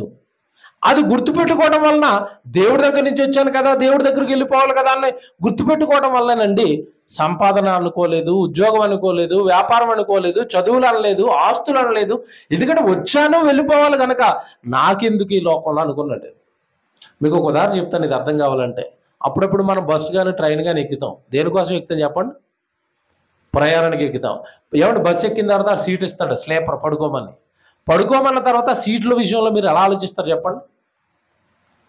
ఏమంటే రాత్రి అంతా ప్రయాణం చేస్తే తెల్లవారి సీట్లు వచ్చి నేను దిగిపోతాను, అంతే కదండి మన ఆలోచన. లేదా ఈ సీట్ నాదే, సీట్ చుట్టూ ఒక గోడ కట్టేసి ఆ గోడకి చక్కగా పెయింట్ వేసేసి ఈ గోడలోకి ఎవడో రాకూడదు, ఇది నా సీట్ అని. ఎవడైనా సీట్ చుట్టూ సిమెంట్ గోడ కడతాడండి? ఎందుకు కట్టరు చెప్పండి? ఇది నాదే, ఎవడో రాకండి అని గోడలు ఎందుకు కట్టరు? నీది కాదు అన్నది నీకు తెలుసు. నీది ఎంతవరకు నీది? అది తెల్లవారి వరకే మాత్రమే నీది. బస్సుకు ఓనర్ ఉన్నాడు, జాగ్రత్తగా ఉన్నాడు. బస్సుకి ఎవరున్నారు? ఓనర్ ఉన్నాడు. సీట్ నీకు ఇచ్చాడు. ఎంతకాలం ఇచ్చాడు? ఒక రాత్రి పడుకోమని ఇచ్చాడు. జాగ్రత్తగా వినండి. చాలామంది ఈ భూమి నాదే, ఈ ఆస్తి నాదే, ఈ బంగారం నాదే. అసలు వీటన్నిటికీ ఓనర్ ఎవరు చెప్పండి? ఒరిజినల్ ఓనర్ ఎవరు చెప్పండి? ఆ భూమి నాదే అన్నాడు. చివరి వారం 2 వారాల క్రితం ఆ వచ్చిన చూపించాను నేను. భూమి ఎవరిది? దేవుడిది. భూమి దేవుడిది అయినప్పుడు భూమిలో నుండి పుట్టిన ప్రతి దానికి ఓనర్ ఎవరు? దేవుడు. మరి నీకెందుకు ఇచ్చాడు? బస్సోడు సీట్ ఎందుకు ఇచ్చాడు? పడుకుని ప్రయాణం చేయమని. లోకంలో నీకు జీవితం కానీ, ఈ భూమి కానీ, ఇల్లు కానీ, పొలం కానీ దేవుడు ఎందుకు ఇచ్చాడు? అవి వాడుకుని నా పని చేయండి అని. వాడుకుని దేవుడు కొరకు పని చేయవలసిన నువ్వు అవే జీవితం అనుకుంటే అది ఎంత అమాయకత్వమో. ఈ సీట్ ఏమంటే చాలామంది అమాయకులు ఉంటారు. ఆ సీట్ల కోసం గొడవ. ట్రైన్లోను బస్సుల్లోనూ నువ్వు కాలు ఎట్టమంటాడు ఒకడు, నా బ్యాగ్ నీకు తగులుతుంది అంటాడు ఒకడు. అదేదో సొంతం అయిపోయినట్టు, ఇక అదేదో మొత్తానికే కొనేసుకున్నట్టు. ఆ రాత్రి అడ్జస్ట్ అయిపోతే ప్రయాణం అయిపోతుంది దానికి. అలాగే ఈ లోకంలో అడ్జస్ట్ అయిపోండి. లోకంలోంచి దిగిపోవాలి మనం. 90, 80 సంవత్సరాలు, 60 సంవత్సరాలు, 70 సంవత్సరాల తర్వాత ఈ లోకం నుంచి మనం ఏం చేయాలి? బస్సులో నుంచి తెల్లవారిపోగానే అలాగైతే దిగిపోయాడో మన ఆయుష్కాలం అయిపోగానే మనం కూడా ఏమైపోవాలి? దిగిపోవాలి. యేసు అది గుర్తుపెట్టుకున్నాడట. తాను పరలోకంలో ఉన్న దేవుని దగ్గర నుండి బయలుదేరి వచ్చాను, నెక్స్ట్ తిరిగి మరలా నేను ఎక్కడికి వెళ్ళిపోవాలి? దేవుని యొద్దకే వెళ్ళిపోవాలన్నది గుర్తు పెట్టుకున్నాడు. ఈరోజు అడుగుతున్నాను, క్రైస్తవ్యంలో ఎంతమందికి ఇది ఉందో గుర్తు? ఈరోజు నేను దేవుడి దగ్గరికి వెళ్ళిపోవాలండి, నా గురి దేవుడు అండి, నేను దేవుడి దగ్గర నుంచి వచ్చానండి, ఆయన కోసం ఏదైనా చేయాలండి, ఆయన వాక్యం చదువుకోవాలండి, ఆయనకు ప్రార్థన చేయాలండి, ఆయన దగ్గరికి వెళ్ళిపోవాలండి. ఎంతమంది గుర్తుంది? 16వ అధ్యాయాన్ని కూడా రండి. ఇది 13వ అధ్యాయం ఉన్నారు కదా. 16వ అధ్యాయము 28వ వచనం చూడండి. ఇదే ప్రభు మళ్ళీ ఇదే మాట చెప్తారు చూడండి. అక్కడ కూడా 16వ అధ్యాయము 28వ వచనం. యోహాను సువార్త 16వ అధ్యాయం 28. నేను తండ్రి యొద్ద నుండి బయలుదేరి లోకమునకు వచ్చి ఉన్నాను, మరియు లోకమును విడిచి తండ్రి యొద్దకు వెళ్ళుచున్నానని. బా, ఎంత క్లారిటీగా ఉన్నాయి చూసారా ఆయన మాటలు. నేను తండ్రి దగ్గర నుంచి వచ్చాను, నేను తిరిగి మళ్ళీ అక్కడికి వెళ్ళిపోవాలి, తండ్రి దగ్గర. మీకు మాట అడుగుతానండి, భూమి మీద ఉన్న మనుషులందరూ కూడా ఎక్కడి నుంచి వచ్చారు చెప్పండి?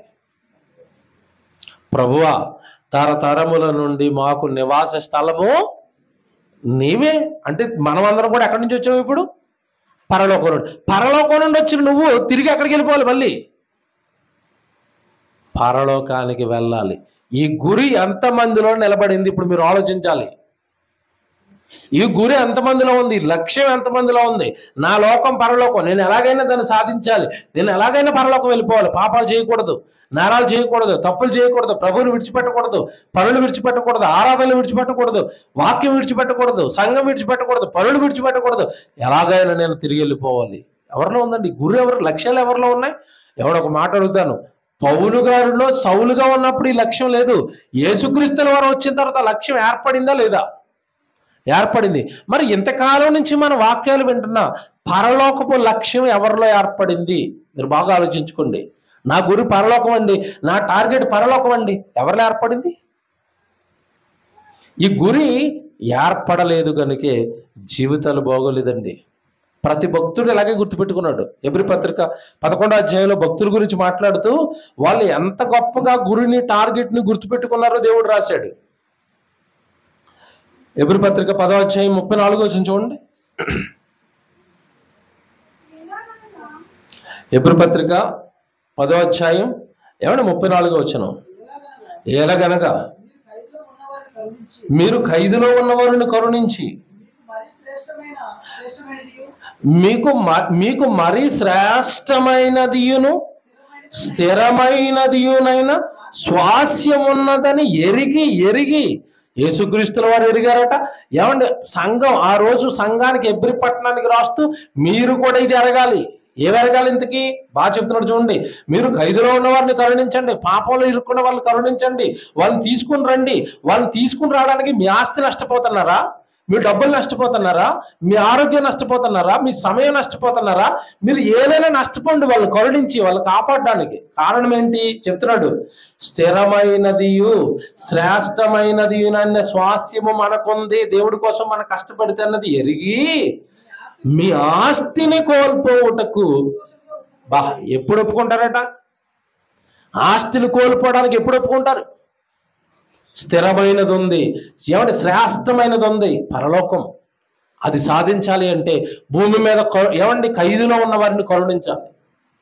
ఏమంటే యానివర్సరీ మనం సుమారుగా 1,50,000 ఖర్చు పెట్టి చేసామండి. అది దాని ఖర్చు 1,50,000 దాటింది. అంత డబ్బు మేము ఎందుకు ఖర్చు పెట్టామంటే మీకు తెలుసో లేదనండి, భారీ ఎత్తున దైవ కార్యక్రమం ఒకటి జరుగుతూ ఉంటే కనీసం ఒకరో ఇద్దరో ముగ్గురో ఒక ప్రసంగాన్ని బట్టో, ఒక పాటను బట్టో, ఒక ఏవీని బట్టో, ఒక సినిమాను బట్టో ఏదో ఒక రకంగా ఎవరో ఒకరు మారతారండి. నేను మీరు ఆనందపడిపోయి ఆశ్చర్యపోయే సంగతి చెప్తాను. మన యానివర్సరీ హాల్ దగ్గరికి మీరు వచ్చారు, చాలామంది వచ్చారు కదా. అక్కడికి దగ్గరలోనండి ఒక కానిస్టేబుల్ గారి ఫ్యామిలీ కాపురం ఉంటున్నారు. వాళ్ళు క్రిస్టియన్స్ అనట, కానీ కొత్తగా వచ్చారట. మాకు చర్చికి ఎక్కడికి వెళ్ళాలో తెలియదన్నా, మేము పక్కనే ఉంటాం, మీ బ్యానర్లు పోస్టర్లు చూసి వచ్చామని మన మీటింగ్కి వచ్చారండి వాళ్ళు. సిస్టర్ చివరిలో మాట్లాడింది, మన ప్రోగ్రామ్స్ అన్నీ చూసింది. అయ్యో, ఇంత గొప్పగా సంఘం కార్యక్రమాలు చేస్తుందన్న, మీ సంఘం ఎక్కడో చెప్పండి. నా నెంబర్ తీసుకుంది, మన అడ్రస్ తీసుకుంది, చివరిలో వచ్చి నాతో పాటు ఫోటో తీసుకున్నారు. ఆ కానిస్టేబుల్ డ్రెస్తో వచ్చేసింది ఆవిడ. నేను అనుకున్నాను ఏదైనా పోలీసు వాళ్ళు సౌండ్ ఎక్కువైందని పంపించారు. మేము కంగారు పడ్డారు, మన పిల్లలు కూడా. పోలీసు ఆవిడ వస్తే అలాగే ఉంటుంది కదా, పోలీసు వాళ్ళు అంటే తెలుసు కదా, మీకు ఏదో లంచం కోసం వస్తారు లేదా బెదిరించడానికి వస్తారు. ఇప్పుడు అలా డైరెక్ట్గా వేదిక దగ్గరికి వచ్చేస్తుంటే నాకు అనిపించింది మొత్తం మీద ఏదో కంప్లైంట్ చేసి ఎంత కొంత డబ్బులు మన దగ్గర నుంచి పట్టుకుని. చివరికి ఆవిడ పైకి వచ్చి మాట్లాడిన మాటలకండి నేను ఆశ్చర్యపోయానండి. మీ సంఘం చాలా బాగుందని, చక్కగా పిల్లలు కూడా వాక్యాలు చెప్పేస్తున్నారు, స్త్రీలు వాక్యాలు చెప్పేస్తున్నారు, మీ కార్యక్రమాలన్నీ తెర మీద చూసాము, మీ సంఘం ఎక్కడో చెప్పండి, వచ్చే ఆదివారం నుంచి మేము వచ్చేస్తాం. సరే, ఆ కార్యక్రమం ఒక కుటుంబాన్ని దేవుడు సంఘంలోనికి చేర్చిందా? చేర్చింది, చేరుస్తుంది. దానికోసం ఎవడు నిజంగా మనసు పరలోకం నేను చేరాలి, భూమి మీద ఎవడ పాపంలో ఖైదులో ఉన్నవారు లోకమనే ఈ బానిసత్వంలో మగ్గిపోతున్న వాళ్ళని కాపాడాలి అంటే, ఆ కాపాడడానికంటే ఇక్కడ ఏం కోల్పోవడానికి సిద్ధపడుతున్నారంట వాళ్ళు? ఆస్తిని ఎలా కోల్పోతున్నారంటే అక్కడ ఒక పదం ఉంటుంది, మీరు చదివారో లేదో, నేను ఆశ్చర్యపోయానండి ఆ పదం చదివి. మళ్ళీ చదువుతారా? యాలయనగా మీరు ఖైదులో ఉన్న వారిని కరుణించి మీరు మరీ శ్రేష్టమైనదిను స్థిరమైనది స్వాస్థ్యమున్నదని ఎరిగి మీ ఆస్తిని కోల్పోటకు, ఈ పదం అండర్లైన్ ఏం చేయండి, ఎలా ఒప్పుకున్నారట? సంతోషముగా ఒప్పుకొంటిరి. సంతోషముగా, ఈ ఇంటిని సంతోషంగా దేవుడు మీటింగ్ ఇచ్చేస్తున్నాను. ఇస్తారండి ఎవరైనా? ఆస్తిని సంతోషంగా కోల్పోతారా? మన దగ్గర ఉన్న వాళ్ళు మంచోళ్ళు కాబట్టి మనం ఏమనుకోగానండి, కొన్ని సంఘాల్లో ఏం జరుగుతుందంటే, పాస్టర్ గారు మీటింగ్ జరుగుతుంది డబ్బులు ఇవ్వండి అంటే ఆ 1000 రూపాయలు ఇవ్వడానికి తిట్టుకుంటూ 1000 రూపాయలు ఇచ్చిన వాళ్ళు కూడా ఉంటారట. 1000 రూపాయలు ఇవ్వడానికి తిట్టుకుంటున్న వాడు ఆస్తిని కోల్పోవడానికి సంతోషంగా కోల్పోతాడండి. పౌలు గారు సంతోషంగా కోల్పోయాడు. ఎలా చెప్తాం? ఆస్తిని దేంతో పోల్చాడు ఆయన? పెంట అన్నాడంటే పెంటను పోగొట్టుకోవడానికి బాధపడతారా? ఇంట్లో ఆడపిల్లలు రాత్రి అంతా వంట చేసేసరికి తెల్లారిసరికి డస్ట్బిన్ నిండుతుంది, దాన్నే చెత్త వేస్ట్. ఇంకా మరీ నాటు భాషలో చెప్పాలంటే ఏమనాలి దాన్ని? పెంట. ఈ పెంట బయటపడేయడానికి ఆడపిల్ల ఏమైనా బాధపడతారా? అమ్మో పెంట అండి బయటపడేద్దండి బీరువాలో పెట్టండి అంటారా? ఆస్తిని పెంటతో పోల్చి ఆయన కూడా సంతోషంగా కోల్పోయాడు. ఆయన బోధలు విన్న వాళ్ళందరినీ కూడా స్థితికి తెచ్చేశాడు. అందుకే అంటున్నాడు అక్కడ, మీరు ఆస్తిని కోల్పోటుకు సంతోషముగా ఒప్పుకొంటిరి. కారణం ఏంటి? ఈ లోకం మాకొద్దు, ఈ లోకంలో ఉన్నవేవి మాకొద్దు, మా టార్గెట్, మా గురేంటో తెలుసా? నిత్య జీవం. చివరిగా మాట చదివి ముగించుకుందాం. పిలిపి పత్రిక రండి, మళ్ళా 3వ అధ్యాయము 13వ వచనం చదవండి. పిలిపిలికి రాసిన పత్రిక 3వ అధ్యాయం 13వ వచనం చూడండి. సహోదరులారా, నేను ఇది వరకే పట్టుకొని ఉన్నానని తలంచుకొనను, అయితే ఒకటి చేయుచున్నాను, వెనుక ఉన్నవి మరిచి ముందున్న వాటి కొరకై వేగిరపడుచు అన్నాడా? ఏమంటే వెనకున్నవి మర్చిపోయాడట. అయితే ఒకటి చేయుచున్నాను, వెనక ఉన్నవి మరిచి ముందున్న వాటి కొరకై వేగిరపడుచు. క్రీస్తు యేసునందున్న దేవుని ఉన్నతమైన పిలుపునకు కలుగు బహుమానమును పొందవలనని గురి యొద్దకే పరిగెత్తుచున్నాను. ఇది అండర్లైన్ చేయండి. ఎక్కడ పరిగెడతాడట?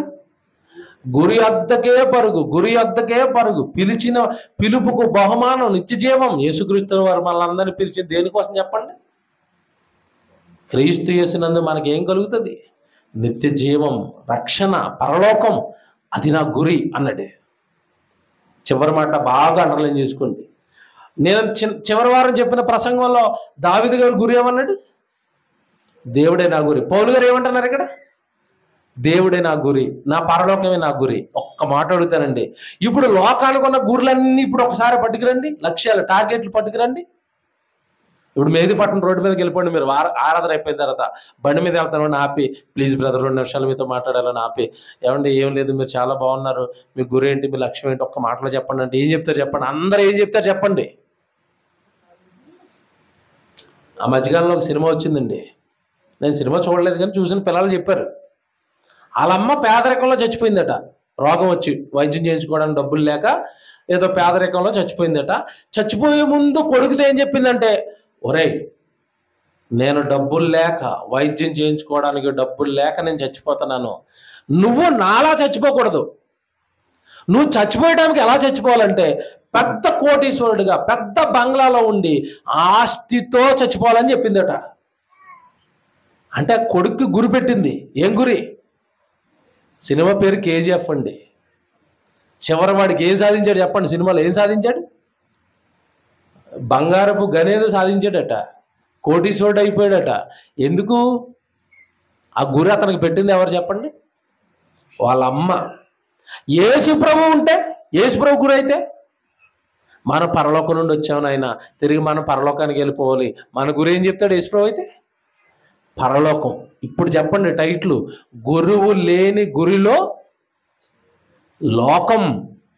నీకు ప్రభు దగ్గరకు వచ్చిన తర్వాత గురువు దొరికాడు. గురువు పరలోకం అనే టార్గెట్ని చూపిస్తాడు. దానికి బెస్ట్ ఎగ్జాంపుల్ ఎవరి లైఫ్ని చూపించాను? పౌలు గారి జీవితం. గురువు లేనప్పుడు పౌలు గారి జీవితం ఏంటి, గురువు వచ్చిన తర్వాత పౌలు గారి గురి ఏంటి? నిత్య జీవం, పరలోకం. ఒక్క మాట చెప్తానండి, ఏమండి ఈ మాట మరి బాగా వినాలి. ఇదే పరలోకం, ఇదే నీ టార్గెట్ అవ్వాలి, ఇదే నువ్వు గురి అవ్వాలని మీరు ఐఏఎస్ కోచింగ్ తీసుకుంటున్న వాడి దగ్గరికి వెళ్ళి చెప్పండి, వాడు ఏమంటాడు మీరు బాగా ఆలోచించాలా. బాగా ఆలోచించండి. 18 గంటలు రాత్రి బాగా చదువుతున్న వాడి దగ్గరికి వెళ్ళి ఒరే వేస్ట్రా, గురు వేస్ట్రా, పరలోకం గురు చేసుకోరా అంటే ఏమంటాడు? అసలు ఆ పరలోకం అనే గురి వాడికి ఎక్కుతుందా? వాడు ఇష్టపడతాడా? ఇష్టపడతాడు. దీనికి ఒక కారణం ఉందండి, జాగ్రత్తగా వినాలి. దీనికి ఒక కారణం ఉంది. ఆత్మ సంబంధమైన సంగతులు ఎవరికి అర్థమవుతాయి? ఆత్మ సంబంధమైన సంగతులను ఆత్మ సంబంధమైన సంగతులతో సరి చూసుకోవాలి, అంతే కదండి. ఇప్పుడు మాట్లాడుతాను. పరలోకము ఏమండి, నిత్య జీవము, ఇదంతా దేనికి సంబంధించిన మ్యాటర్ చెప్పండి? ఆత్మకు సంబంధించిన మ్యాటర్. ఈ శరీర సంబంధులు ఆత్మ సంబంధమైన మాటలు నమ్ముతారా? నమ్మరు. ఇదే కారణం మీరు చాలా మంది కన్ఫ్యూజ్ అవుతారు. ఏమండి మీరు బాగానే చెప్తున్నారండి, గుళ్ళో ఏంటన్నప్పుడేమో పరలోకానికి వెళ్ళాలని ఉంది, వాళ్ళతో కూర్చుంటున్నప్పుడేమో వాళ్ళ గురే బాగున్నట్టుగా అనిపిస్తుంది మాకు అనుకుంటారు, మీరు వాళ్ళతో కలిసిపోయినప్పుడు. ఇప్పుడు మీకు మాట చెప్తాను. ఇక్కడ ఇప్పుడు మన ఆరాధనలోకే ఆ ఐఏఎస్ చదువుతున్న వాళ్ళతో పాటు కూర్చున్న ఒక చెల్లి, వాళ్ళతో పాటు ఐఏఎస్ ట్రైనింగ్కి వచ్చింది, ఆదివారం ఆరాధన కనుక ఇక్కడికి వచ్చి కూర్చుంది. ఆ పిల్ల గురు కూడా కలెక్టరే. ఇక్కడికి వచ్చేసరికి మనం ఏం చెప్పాము? ఇప్పుడు గురి పరలోకం అని చెప్పాం. ఈ అమ్మాయి ఇక్కడ ఉన్నప్పుడు అవును పౌలు గారికి అది అయింది కదా గురి, నా గురు కూడా అదే అనుకుని అక్కడికి వెళ్తుంది. అక్కడికి వెళ్ళి ఇదే సంగతి వాళ్ళతో చర్చించింది అనుకోండి, వాళ్ళు ఏమంటారు చెప్పండి? ప్రాక్టికల్గా మాట్లాడుకుందాం. ఏమంటారు? ఆ బైబుల్ ఆ మతం అలాగే ఉంటుందమ్మా, కలెక్టర్ అయితే మనకు 100 మంది సెల్యూట్ కొడతారు, కలెక్టర్ అయితే బుగ్గే పైన నువ్వు వెళ్తున్నప్పుడు పైన ఏముంటుంది? సైరన్ ఉంటుంది. ఏమంటే నీకు 100 మంది సలాం కొడతారు, లక్షల్లో జీతం ఉంటుంది, చిటికేస్తే అయ్యారు అమ్మగారు అనుకుంటా పక్క పని ఏమంటే 20 మంది నిలబడతాడు, నీకు బంట్రోత్ ఉంటాడు. ఇది చూడమ్మా, ఒక్కసారి దీన్ని చూడు, ఏ పరలోకం, ఏమి టార్గెట్ అది అంటారు వాళ్ళు. బైబిల్లో మాట రాసేటండి దేవుడు, ప్రకృతి సంబంధి అయిన మనుషుడు ఆత్మ సంగతులను ఎరగడు, ఒప్పుకోడు. కనుక నేను ఒకటే చెప్తాను, ఎప్పుడు కూడా వాక్యాన్ని లోకంతో పెట్టి పక్కన పెట్టి చూసుకోకండి. వాళ్ళు అలాగంటున్నారు కదన్నా, వాళ్ళకి అవన్నీ దొరుకుతాయట. ఒకటే చెప్తాను నేను వాక్యం నుంచి. దేవుడు మాట రాశాడు బైబిల్లో, వీళ్ళందరికీ రండి చెంప చెల్లు అనిపించే మాట అది. ఏంటో తెలుసా? దృశ్యమైనవి, నీ కంటికి కనబడేవి ఏమన్నాడు? నిత్యం ఉంటాయా? అనిత్యాలు అన్నాడా? అనిత్యములు. అదృశ్యమైనవి నిత్యములు అన్నాడు. వచనం తెలుసా? అది కొరింథీ పత్రికలో ఉంటుంది. ఏమంటే నీ కంటికి కనబడేవన్నీ కూడా ఏమంటే నిత్యము ఉండవండి. ఈ ఉద్యోగం, ఈ అధికారం, ఈ డబ్బు, ఈ భూమి, యేసుప్రభు వస్తే అన్నీ పోతాయి కదండి. దృశ్యమైనవి అనిత్యములు ఉండవివి. అదృశ్యమైనవి అంటే కంటికి కనబడిన పరలోకం, కంటికి కనబడిన పాతాళలోకం నిత్యము, ఎప్పటికీ అది ఉండిపోతుంది. ఈ సంగతులను ఒప్పుకోవడానికి నువ్వు ప్రకృతి సంబంధమైన మనిషిగా, ఈ లోకంలో ఉన్న మనుషులు ఆలోచించినట్టుగా నువ్వు ఆలోచిస్తే ఈ సంగతులను నీకు అర్థమవు. ఆత్మ సంబంధిగా ఆలోచించు, యేసుక్రీస్తుల వారిలాగా ఆలోచించు, పౌలు గారిలా ఆలోచించు, భక్తులలో ఆలోచించు. ఎబ్రీ పత్రిక 11వ అధ్యాయం చదవండి. వారు పరసంబంధమైన దేశమును కోరుచున్నారు. భక్తులందరూ కూడా ఏం కోరుకున్నారు తెలుసా? ఏమండి, అబ్రహాము, యాకోబు, ఇస్సాకు వీళ్ళందరూ మీకు తెలుసు కదా భక్తులు. దేవుడు వాళ్ళకి దేశాన్నే ఇస్తే వాళ్ళు ఏం కోరుకున్నారట? అబ్రహాం గారు ఏం కోరుకున్నారట? పరసంబంధమైన దేశమును వారు కోరారు. కారణం ఏంటి? యేసుప్రభు వస్తే ఈ లోకం నాశనం అయిపోద్దని వాళ్ళకి తెలుసు. కానీ ఎప్పటికీ అపవాదండి క్రైస్తవుల మనోనేత్రాలు తెరవలేదండి. ఈ యుగ సంబంధమైన దేవత అవిశ్వాసులైన వారి మనోనేత్రానికి ఏం కలగజేసింది? అవిశ్వాసులను ఎందుకన్నాడు తెలుసా? వాక్యాన్ని నమ్మని ప్రతివాడు కూడా ఎవరో తెలుసా? అవిశ్వాసే. అవిశ్వాసం అంటే బాప్తిసం తీసుకోవాలని వాళ్ళు అనుకోకండి. బాప్తిసం తీసుకున్న వాళ్ళల్లో కూడా అవిశ్వాసులు ఉంటారు. వాళ్ళు ఏమి నమ్ముతారంటే దీవెనలు, ఆశీర్వాదాలు తప్ప ఇక ఏమి నమ్మరాళ్ళు. వీళ్ళే దేవుడు ఏమంటాడంటే అవిశ్వాసులు. కనుక దేవుని పిల్లలుగా మీరు ఆలోచిస్తే గురువు లేడా? గురి దెబ్బతింటుంది. గురువు ఉన్నాడా? మన గురి లక్ష్యం ఏమైపోవడం తెలుసండి? పరలోకమైపోవాలి. ఓకే, ప్రార్థన చేసుకుందాం.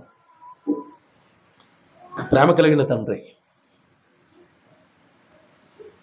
మీరు ఇచ్చిన శ్రేష్టమైన సమయంలో బైబిల్లో నుండి కొన్ని మాటలు చదువుకున్నాం. ఇచ్చిన ఈ అవకాశాన్ని బట్టి స్తోత్రాలు తండ్రి. మీ పిల్లలు వాక్యం వింటున్నారు. వాక్యాన్ని నమ్మి తండ్రి, వారి గురి, వారి లక్ష్యం మీరున్న మహాలోకం, మిమ్మల్ని చూసే ఆ భాగ్యము అయి బ్రతుకుటకు కృప చేయండి. పిల్లల హృదయాలలో ఈ మాటలను ఫలింపచేయండి. అనేక మందికి చెప్పేవారిగా ఎదుగుటకు కృప చేయండి. దేవా, మా మధ్యలోనికి సుదూర ప్రాంతం నుండి నడిపించిన మరి తల్లిగారు వరదన మేడం గారిని బట్టి, అలాగే సేవకులు ఉపేంద్ర గారిని బట్టి మీకు స్తుతులు చెల్లిస్తూ, మరి సుదూర ప్రాంతం నుంచి వచ్చి 2-3 దినాలు మాతో పాటు వారిని ఉంచినందుకు మీకు స్తోత్రాలు చెల్లిస్తూ, క్రీస్తు వారి పేరట ఈ ప్రార్థన విన్నపాలు అడిగి వేడుకొనుచున్నాము తండ్రి. ఆమేన్. అందరికీ వందనాలు.